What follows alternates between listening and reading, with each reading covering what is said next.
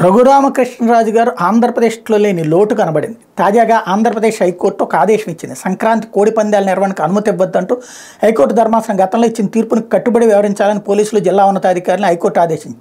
పందాల నిర్వహణకు అనుమతి ఇవ్వడం లేదని హైకోర్టు గతంలో ఇచ్చిన ఆదేశాలను అనుసరిస్తామంటూ హోంశాఖ తరపున జీపీ మహేశ్వర్ రెడ్డి చెప్పిన వివరాలు నమోదు చేసింది. హైకోర్టు న్యాయమూర్తి జస్టిస్ బిఎస్ భానుమతి మంగళవారం ఈ మేరకు ఉత్తర్వులు జారీ చేశారు. తూర్పుగోదావరి జిల్లా కొవ్వూరు మండలంలోని వాడవల్లి, మద్దూరు, చంద్రవరం, తోగుంబి తదితర గ్రామాల పరిధిలో సంక్రాంతి కోడి పందాలు, జోదం, మద్యం అక్రమ విక్రయాలు, చట్ట వ్యతిరేక కార్యకలాపాలను అడ్డుకోవడంలో అధికారులు విఫలమవుతున్నారని పేర్కొంటూ జి వెంకటరత్నం అనే వ్యక్తి మరో ఇద్దరు హైకోర్టులో వ్యాజ్యం దాఖలు చేశారు.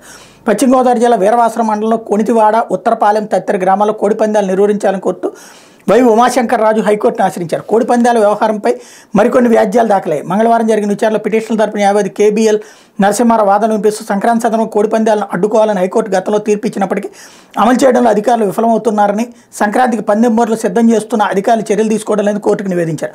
వాదనలోని న్యాయమూర్తులు గతంలో హైకోర్టు ఇచ్చిన ఆదేశాలను పాటించాలని ఉత్తర్వులు జారీ చేశారు. అసలు హైకోర్టు ఆదేశాలని సుప్రీంకోర్టులో సవాల్ చేయాల్సిన అవసరం ఉంది, ఖచ్చితంగా తీసుకోవాల్సి ఉంది. అక్కడ జల్లికట్టు మీదన అక్కడున్న రాజకీయ పార్టీలన్నీ ఒక్కటయ్యి ఖచ్చితంగా పోరాడి జల్లికట్టును తెచ్చుకుంటున్నాయి. జల్లికట్టు కారణంగా ఇప్పటికీ అక్కడ ప్రజలు తెచ్చిపోతున్నారు. అయినా సరే అది మా సంప్రదాయ క్రీడ అంటున్నారు, నడుపుతున్నారు.